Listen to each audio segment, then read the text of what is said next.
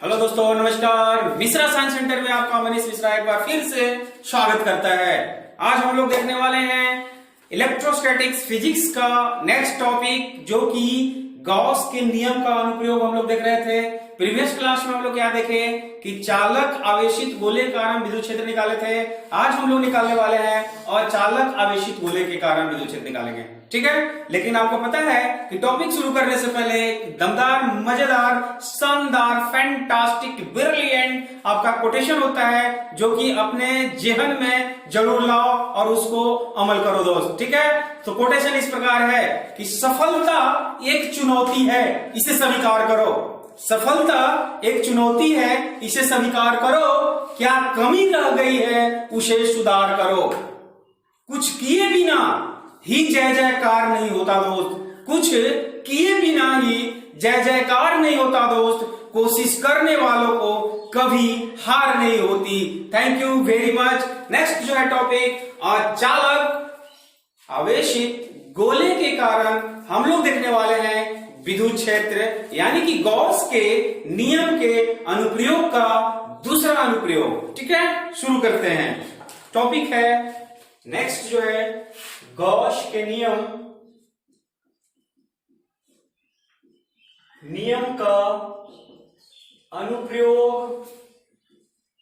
अनुप्रयोग का दूसरा पॉइंट, अचालक आवेशित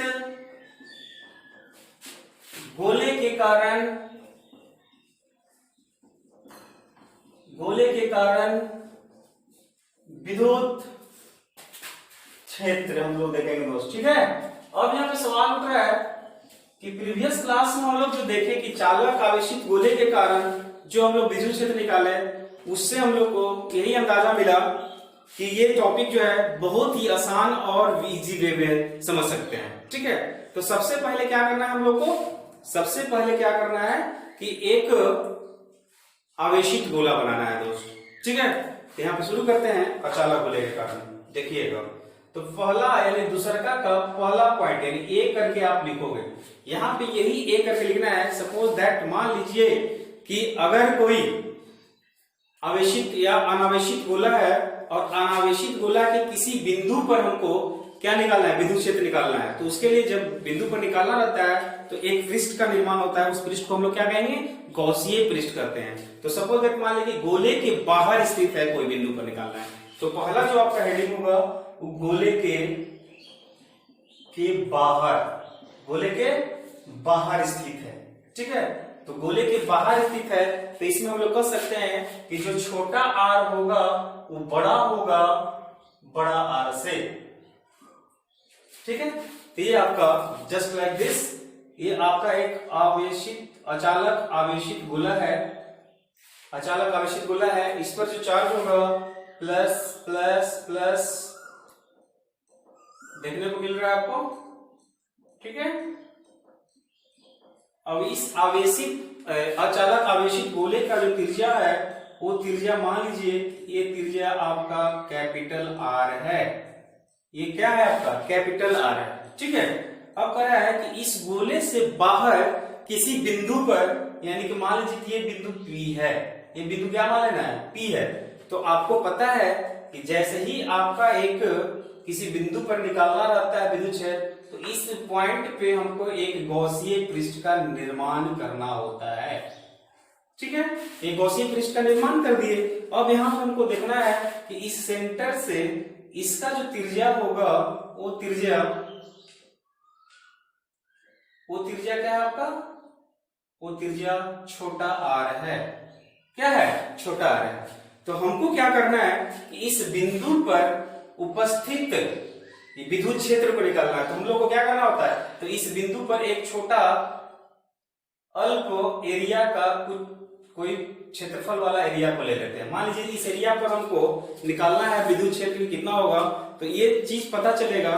तो हमको इतना पता होने के बाद छोटा छोटा छोटा छोटा सब चीज समझ में आ जाएगा, यानी पूरा संपूर्ण पृष्ठ का हम लोग क्या निकाल सकते हैं, विद्युत क्षेत्र निकाल सकते हैं, ठीक है। तो आपको पता है कि ये जो निर्माण हुआ ये आपका गॉसीय पृष्ठ हुआ। कौन सा हुआ, गॉसिय पृष्ठ। ठीक है, इस चीज को ध्यान दोगे। साथ ही साथ आपको पता है कि ये जो आपका एरिया है, अब इस पर जो है छोटा एरिया आपको क्या लिया हम लोग, डीएस। क्या लिया दोस्त, डीएस। तो अपन मान लिया जाए कि जो इसका क्षेत्रफल होता है, ये क्षेत्रफल इसके लंबवत होते हैं। इसके क्या होते हैं, लंबवत होते हैं। तो इसका लंबवत क्या होगा, डीएस वेक्टर। ऊपर वेक्टर में दीजिए। ठीक है, साथ ही साथ ये भी देखते हैं कि जो प्लस होते हैं वो प्लस अपने से जो क्षेत्र बनाएंगे वो अपने से दूर हटता है। तो यहां से दूर हटता है इन दी सेंस, यहाँ पे आपको देखने को मिलेगा कि इसके जस्ट इधर की ओर ही जा रहा है। तो इसका जो विद्युत क्षेत्र का स्थिति होगा आपका ई इधर ही होगा। तो इस पर जो बनने वाला कोण होगा वो क्या हो जाएगा, थीटा बराबर 0 डिग्री। ठीक है, आई होप कि ये चीज समझ रहे हैं आप। ठीक है, अब यहाँ पे हम लोग फ्लक्स निकालते हैं। इस पृष्ठ के निर्माण होने के बाद फ्लक्स निकालेंगे परिभाषा से दोस्त। क्या चीज से निकालेंगे, परिभाषा से। तो परिभाषा से हम लोग जब निकालेंगे तो हम लोग को पता है कि डी जो फाई होगा, जो डी फाई होगा वो क्या था, हम लोग डायरेक्टली निकाल रहे हैं। परिभाषा से फॉर्मूला ये था, देख लीजिए जस्ट आपका एक फाई बराबर समाकलन डी फाई इक्वल टू समाकलन ई डी एस। ये क्या था, ये था। ठीक है, ईडीएस वेक्टर फॉर्म में कर देंगे और संपूर्ण पृष्ठ के लिए निकाले हैं। ठीक है, तो नेक्स्ट जो होगा यानी डी फाई अगर हम लोग निकाले समाकलन डी फाई, समाकलन डी फाई या डायरेक्टली डी फाई लिखो क्योंकि हमको निकालना है छोटे पृष्ठ के लिए फ्लक्स निकालना है कि क्या होगा। तो डी फाई बराबर हम लोग लिखेंगे तो क्या लिख सकते हैं, तो ईडीएस कॉस थीटा, यानी कि समाकलन ईडीएस कॉस थीटा। थीटा का मान क्या है दोस्त, तो 0 है। तो हम लोग अगर लिखेंगे E D S cos 0 degree, तो फाइनल जो ये आया आपका ई डी एस आया, क्योंकि कॉस 0 डिग्री का मान क्या होता है 1। तो डी फाई जो आ गया आपका वो फाइनल कितना आ गया, E D S. Same equation आएगा दोस्त, जो चालक में हम लोग देखे थे वो चीज अचालक में भी दिखने वाला है थोड़ा थोड़ा करके। ठीक है, अब यहाँ पे पूछेगा कि टोटल फ्लक्स निकालेंगे। टोटल फ्लक्स क्या हो जाएगा, यानी कि डी फाई बराबर, यानी कि ये छोटे एरिया वाले की बात बोले तो इसका जो फ्लक्स आया क्या हो गया, ईडीएस हो गया। तो हम टोटल की बात करेंगे, इसका इसका अगर ये टोटल जोड़ दिया जाएगा तो समाकलन की विधि के द्वारा क्या करते हैं हम लोग, जोड़ देते हैं। तो हम लोग कहेंगे कि कुल फ्लक्स की अगर बात बोले कुल फ्लक्स बराबर क्या होगा, तो आपको पता है कुल फ्लक्स जो होगा फॉर्मूला आपका सेम है, phi D phi equal to समाकलन ईडीएस। ठीक है, तो यहाँ पे संपूर्ण पृष्ठ, जैसे संपूर्ण पृष्ठ की बात होगा तो यहाँ पे आप लोग देखोगे कि ये जो आपका समाकलन दिख रहा है, तो समाकलन का बीच वाला पोर्शन ये सर्किल दे देते हैं। तो ये सर्किल क्या दिखाता है, संपूर्ण पृष्ठ का दिखाता है दोस्त। किसका दिखाता है, संपूर्ण पृष्ठ का दिखाता है। तो संपूर्ण पृष्ठ के लिए समाकलन ईडीएस होगा, और जब ईडीएस होगा तो आपको पता है कि ये आपका क्या है, कांस्टेंट टर्म। तो इसको हम लोग क्या करते हैं, बाहर कर देते हैं। तो ई समाकलन डीएस, तो डीएस के लिए यानी इस क्षेत्रफल का अगर हम लोग इस एरिया का क्षेत्रफल माने तो आपको पता है कि ये टोटल संपूर्ण पृष्ठ का जो क्षेत्रफल होगा वो होता है 4 पाई आर स्क्वायर। तो हम लोग क्या कर सकते हैं, डायरेक्टली यहाँ पे पुट कर देते इस पर। तो डी फाई बराबर क्या होगा, E into 4 pi R square. तो ये आपका क्या पता चल गया, संपूर्ण पृष्ठ के लिए इसका समाकलन क्या हो जाएगा, 5 हो जाएगा। सॉरी 5 बराबर अगर हम लिखाना है तो क्या हो जाएगा इसका, e into 4 pi R square. इसको समीकरण क्या कर दीजिएगा, फर्स्ट कर दीजिएगा। ठीक है, ये था परिभाषा से फ्लक्स हम लोग निकालिए, परिभाषा से फ्लक्स निकालिए, बहुत आसानी से इस चीज को हम लोग निकाल लिए। ठीक है, अब हम लोग को क्या करना है कि गॉस के नियम से निकालना है। तो गॉस के नियम से अगर यहाँ पे लिख दूं कि गॉस के नियम से हमको फ्लक्स निकालना है, तो गॉस के नियम से फ्लक्स क्या होगा, तो यानी फ्लक्स जो होगा वो फाई बराबर क्या हो जाता है, सिग्मा क्यू बटा एप्सिलॉन नॉट। तो हम लोग कहेंगे कि फाई बराबर जो होगा वो सिग्मा क्यू बटा क्या हो जाएगा एप्सिलॉन नॉट। यहाँ पे सिग्मा जो है आपको देखने को मिल रहा होगा, यहाँ पे जो सिग्मा है वो सिग्मा किस रूप में है, तो यहाँ पे भी जो सिग्मा है वो क्यू के रूप में है। किस रूप में है, क्योंकि इस पर आवेश कितना है क्यू, पूरा सतह पर कितना चार्ज हो जाएगा तो क्यू हो जाएगा। तो फाइनली अगर यहाँ पे हम लोग देखेंगे कि यहाँ पे जो आपका सिग्मा होगा वो क्या हो जाएगा, जस्ट इस चीज को बगल में लिखेंगे सिग्मा क्यू बराबर क्यू, तो यहाँ पे हम लिखेंगे फाई बराबर क्यू बटा एप्सिलॉन नॉट। तो यानी कि गॉस के नियम से भी हमको क्या पता चल गया कि भैया कितना इसका फ्लक्स होगा। तो सेकेंड इक्वेशन इसको लिख दीजिए, कर सकते हैं फाइनल। अब यहाँ पे क्या करेंगे, समीकरण फर्स्ट को और समीकरण सेकेंड को मिलाते हैं, समीकरण फर्स्ट को और समीकरण सेकेंड को मिलाते हैं। तो यहाँ पे लिखेंगे कि समीकरण फर्स्ट और सेकेंड से, तो फर्स्ट और सेकेंड से देखते हैं। तो फर्स्ट क्या है आपका E into 4 pi I square equal to, ये कितना है पाई का मान क्यू बटा एप्सिलॉन नॉट। यहां से हम लोग क्या प्राप्त करना है, E प्राप्त करना है। तो E बराबर अगर हम लोग निकालें कि E बराबर क्या होगा, तो हम लोग कह सकते हैं कि Q बटा 4 pi epsilon naught R square, ये आपको शायद दिख रहा होगा, ये जो है आपका K के बराबर है। तो फाइनल जो इक्वेशन आया E का वो बराबर हो जाएगा K क्यू बटा आर स्क्वायर का। तो यहाँ पे हमको विद्युत क्षेत्र परिभाषा के द्वारा और गॉस के नियम से प्राप्त हो गया, यानी कि इस बिंदु पर हमारा जो विद्युत क्षेत्र होगा वो क्या होगा K क्यू बटा आर स्क्वायर होगा, यानी समीकरण इसको थर्ड मान लीजिए। ठीक है, अब हम लोग देखने वाले हैं कि गोले के सतह पर विद्युत क्षेत्र क्या होगा। गोले के अगर सतह पर निकालना होगा तो पॉइंट ये ए था, अब हमें इसी जगह जो है, इसी जगह हम लोग पॉइंट बी को भी लिख सकते हैं। देखिएगा पॉइंट बी कर लीजिए और हेडिंग क्या लीजिएगा, गोले की सतह पर, गोले की सतह पर विद्युत क्षेत्र, यानी कि पॉइंट कहां है, गोले की सतह पर है, तो पॉइंट कहां होगा, गोले के सतह पर ही होगा।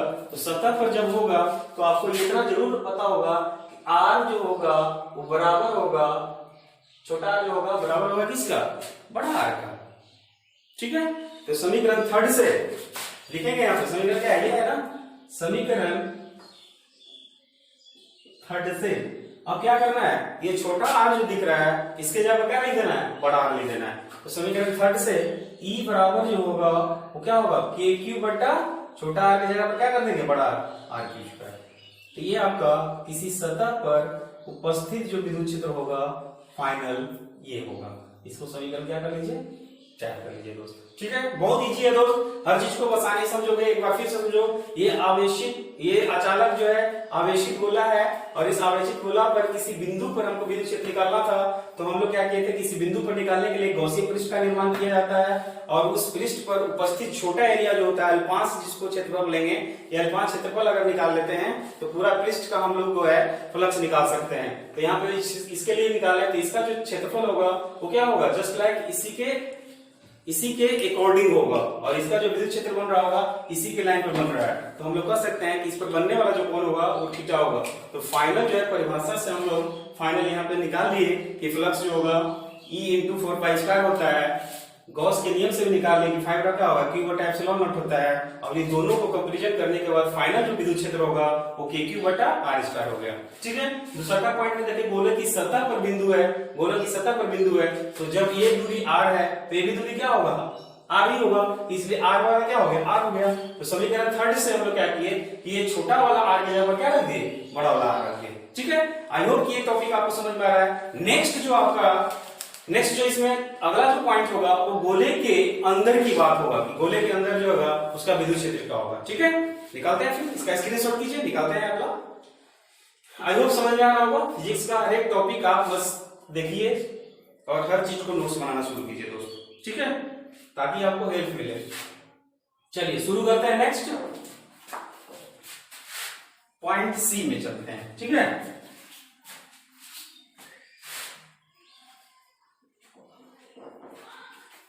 पॉइंट सी में क्या कह रहा है कि अगर मान लिया जाए कि गोले के अंदर किसी बिंदु पर हमको निकालना है, सी लिख दो इसका हेडिंग, गोले के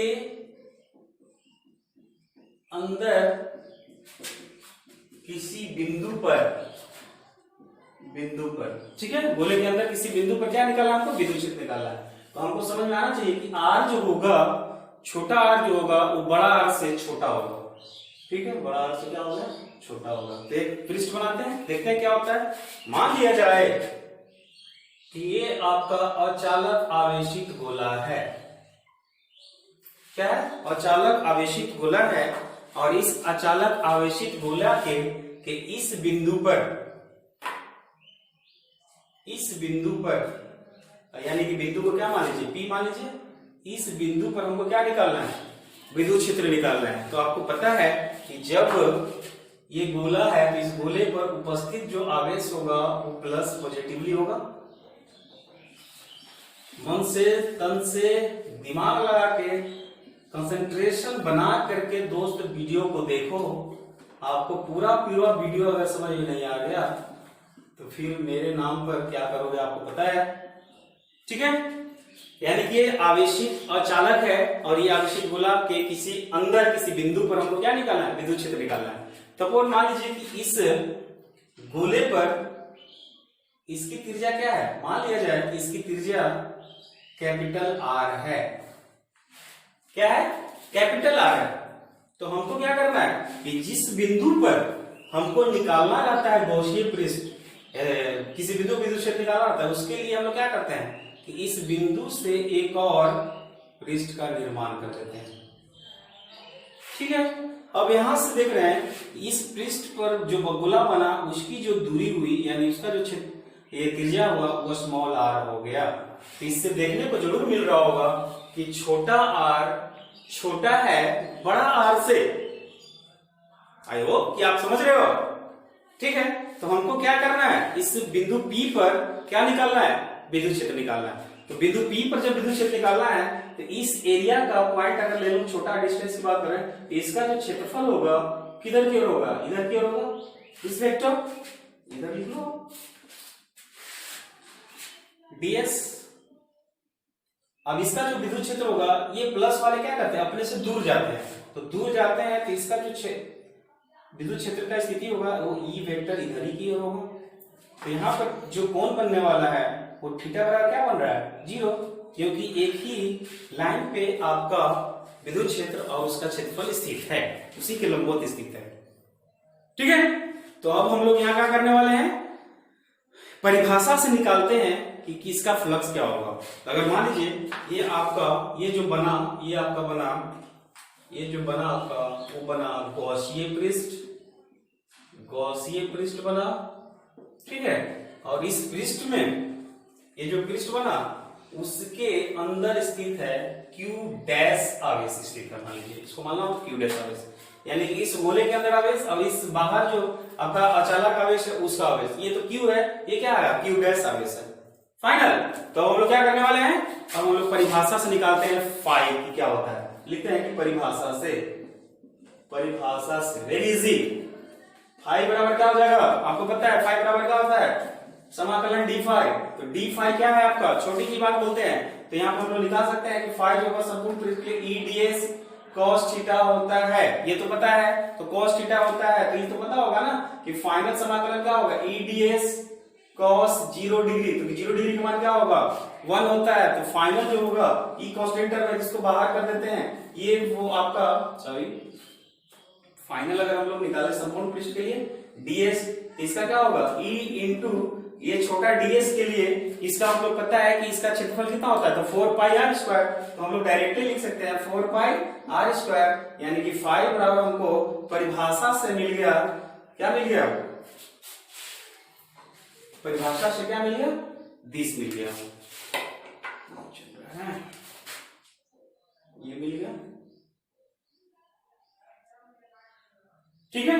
परिभाषा से हमको क्या मिल गया अभी, जस्ट लाइक इक्वेशन नंबर 5 इसको कर लीजिए। नेक्स्ट हम लोग 4 देखे तो 5 कर लीजिए, यानी कि 5 बराबर e into 4 pi R square. अब हम लोग क्या करने वाले हैं, गॉस के नियम से निकालेंगे दोस्त। किससे निकालेंगे, गॉस के नियम से निकालेंगे कि गॉस के नियम से क्या होगा। क्या लिखेंगे, गॉस के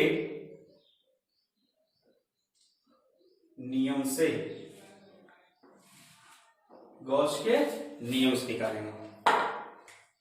तो गॉस के नियम का फॉर्मूला क्या है, वेरी इजी। फाई बराबर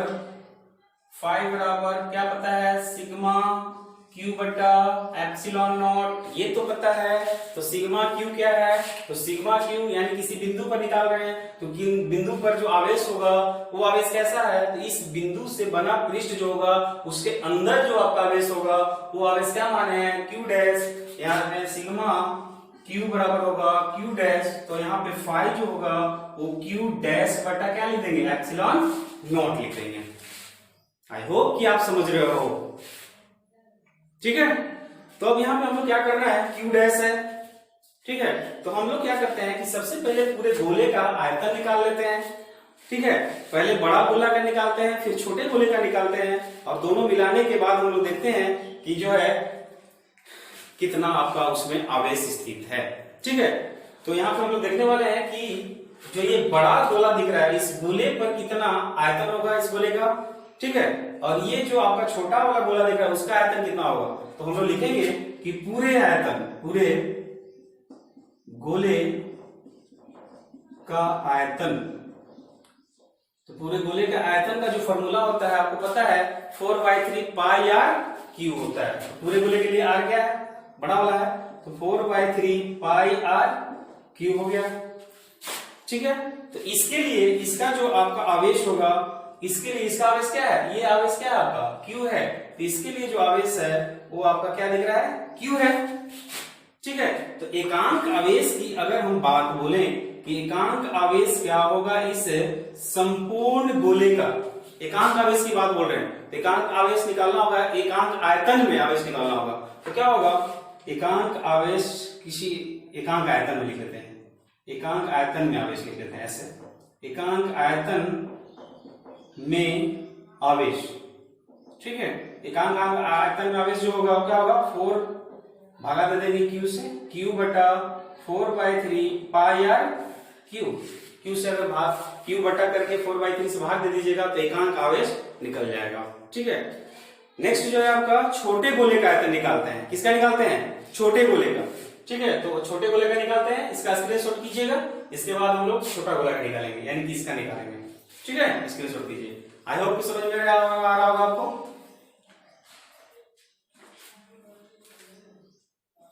ठीक है। मिटाते हैं इसको, चलिए अब यहां पे देखते हैं इक्वेशन 5 याद रखोगे,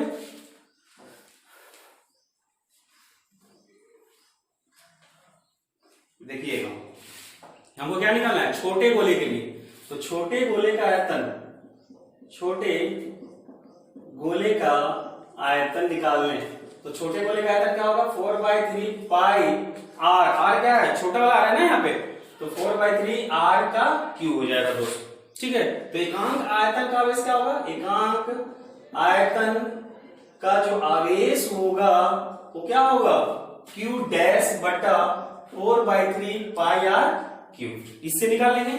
अब यहाँ पे हम लोग क्या करेंगे, अब यहाँ पे हम यही देखेंगे कि दोनों आवेश को अगर हम भाग दे दिए, मान लिया जाए यहाँ से एकांक आवेश निकालें, छोटा और बड़ा दोनों को भाग दे दें, सपोज दैट मान लीजिए एकांक आवेश का निकालना होगा, तो क्या होगा, यहाँ पे देखिए क्यू डैश या क्यू बटा 4 पाई आर क्यू को गुना कर देंगे इसके साथ, क्यू बटा 4 पाई आर बड़ा वाला आर क्यू को जब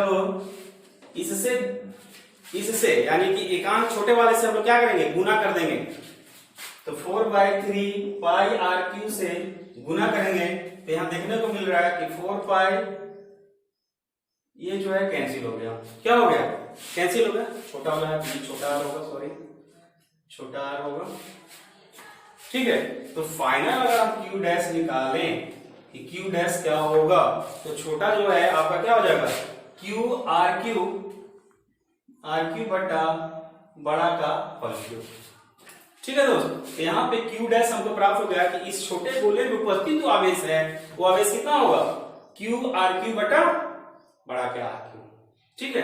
तब हम लोग क्या करते हैं, फॉर्मूला पर उस चीज को पुट करते हैं, तो फाई बराबर हमको पता है गॉस के नियम से कि फाई बराबर जो होता है निकाले हम लोग कि सिग्मा क्यू बटा एप्सिलॉन नॉट, ये क्या निकाले हैं क्यू डैश बटा एप्सिलॉन नॉट, तो क्यू डैश का मान क्या आ गया, दिस आ गया।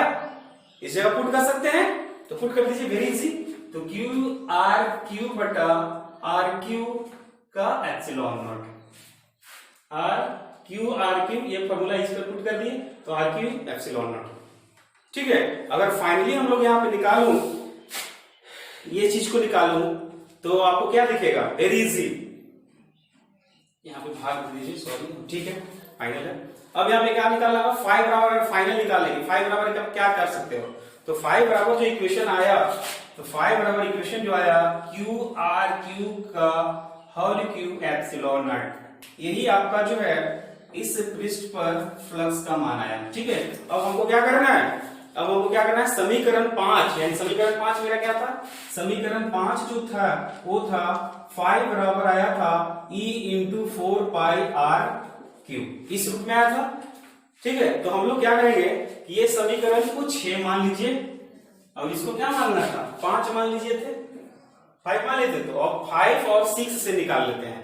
5 और 6 को क्या करते हैं, दोनों को मिलाते हैं, तो जो आपका निकलेगा वही आपका क्या होगा, विद्युत क्षेत्र निकल जाएगा। ठीक है, तो यहां से देख लेते हैं इस चीज को, समीकरण 5 और समीकरण 6 से, तो समीकरण 5 क्या था आपका, E into 4 pi R square equal to 6 क्या आया, ये आया क्यू आर क्यू बटा आर क्यू एप्सिलॉन नॉट।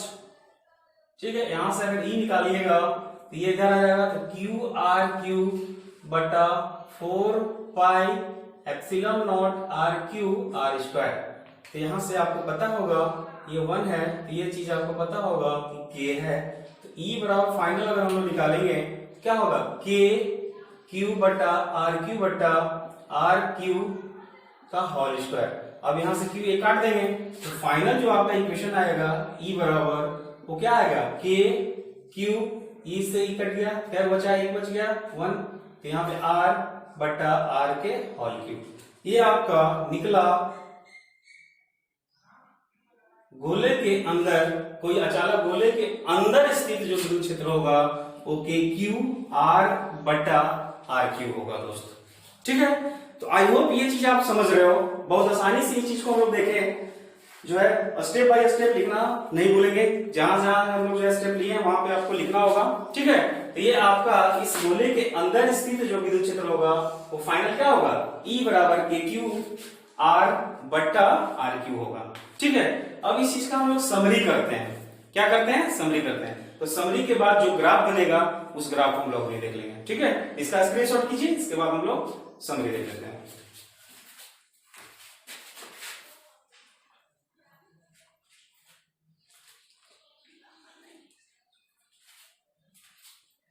चलिए ठीक है, स्टेप बाय स्टेप हर चीज को देखोगे दोस्त, समझ में आ जाएगा, पूरा नहीं आएगा कमेंट करोगे।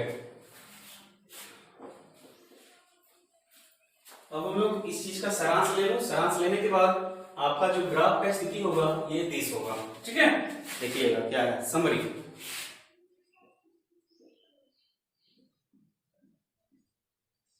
समरी मान लीजिए क्या बोलते हैं, ये गोला, अब इस गोले के अंदर क्या है, चार्ज है, पॉजिटिवली चार्ज। ठीक है, अब इस पर हम लोग को निकालना था कि बाहर, सतह पर और अंदर। तो फर्स्ट करके लिखेंगे, बाहर का जो स्थिति था वो क्या था, बाहर की स्थिति यही था कि आर जो बड़ा छोटा वाला था वो बड़ा था बड़ा आर से। ठीक है, तो इसका जो विद्युत क्षेत्र आया वो क्या आ गया, के क्यू बटा आर स्क्वायर आया। ठीक है, अब यहाँ पे जो है E क्या है, के कॉन्स्टेंट में, तो हम लोग लिख सकते हैं कि E जो है व्युत्क्रमानुपाती है 1 बटा आर स्क्वायर का। फाइनल दूसरा स्थिति में देख रहे हैं कि सतह पर है, क्या है, सतह पर, तो सतह पर क्या होगा, आर जो है आर के बराबर होगा, तो इसका जो विद्युत क्षेत्र निकला वो क्या निकला था, के क्यू बटा आर स्क्वायर, के क्यू बटा आर स्क्वायर निकला था। फिर जी सतह पर था। अब हम लोग तीसरा कंडीशन में देख रहे हैं कि अंदर स्थित है, क्या नहीं स्थित है, अंदर स्थित था, तो आर जो है बड़ा आर से छोटा है। तो इस स्थिति में जो विद्युत क्षेत्र निकला था हम लोग का वो क्या निकला था, के क्यू आर बटा आर क्यू, के क्यू आर बटा बड़ा आर क्यू। ठीक है दोस्त, तो इसका जो हम लोग निकलेंगे कि क्या है कांस्टेंट टर्म, तो ई जो होगा समानुपाती होगा किसका, समानुपाती होगा छोटा आर का, छोटा आर के समानुपाती होगा। अब यहाँ पर हम लोग देखने वाले हैं कि इसका ग्राफ क्या होगा, वेरी इजी। तो ग्राफ की अगर हम बात बोलें तो इस स्थिति में जो ग्राफ बनेगा, ठीक है, ये आर वेक्टर इधर की ओर, ये ई वेक्टर इधर की ओर है, ठीक है। इस पॉइंट को हम लोग इनिशियल पॉइंट मान लेंगे, यानी जीरो से ओ से शुरू करेंगे। तो आर बराबर आर पर क्या स्थिति होगा ये चीज जानना है, ठीक है। पहले आर बड़ा है, आर छोटा है, पहले मान लीजिए, इसको मान लेना है, ठीक है। इसके बाद आर जो है बराबर होगा आर का, इसको मान लीजिए, और आर जो है ग्रेटर है आर से, ये चीज को देख लीजिए, ठीक है। तो यहां पे देखने को मिल रहा है कि आर जो है छोटा है, आर जो है छोटा है बड़ा, यानी कि ई जो है समानुपाती है आर का। तो समानुपाती का जो ग्राफ होता है वो ग्राफ ये होता है दोस्तों, ठीक है। समानुपाती का जो ग्राफ होगा ये होगा, जब आर जो है बराबर होगा बड़ा आर का, तो इसका जो ग्राफ होगा ये ग्राफ यहाँ पे होगा, यानी कि के क्यू बटा आर स्क्वायर, वेरी इजी, बड़ा आर स्क्वायर, ठीक है। अब ये आर जो है ग्रेटर है बड़ा आर से, तो ये क्या है, इनवर्सली प्रोपोर्शनल है, व्युत्क्रमानुपाती होगा। तो इसका व्युत्क्रमानुपाती का जो ग्राफ होगा वो क्या होगा, इस तरह से होगा दोस्तों। तो ई जो है समानुपाती होगा 1 बटा आर स्क्वायर का, ठीक है। ये ग्राफ था।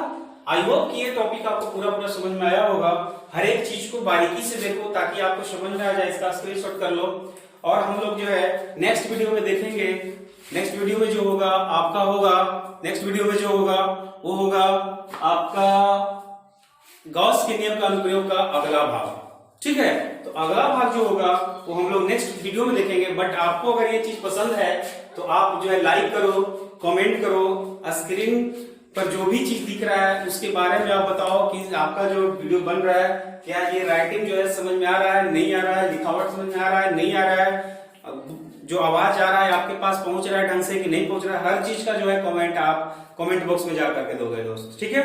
तो आई होप कि ये चीज आप समझे होंगे। अगर आपको पसंद आया होगा तो शेयर करिए, लाइक कीजिए, कमेंट कीजिए, और अगर नए हैं तो सब्सक्राइब कीजिए दोस्त, ठीक है। थैंक यू वेरी मच, मिलते हैं नेक्स्ट वीडियो में। Thank you, best of luck.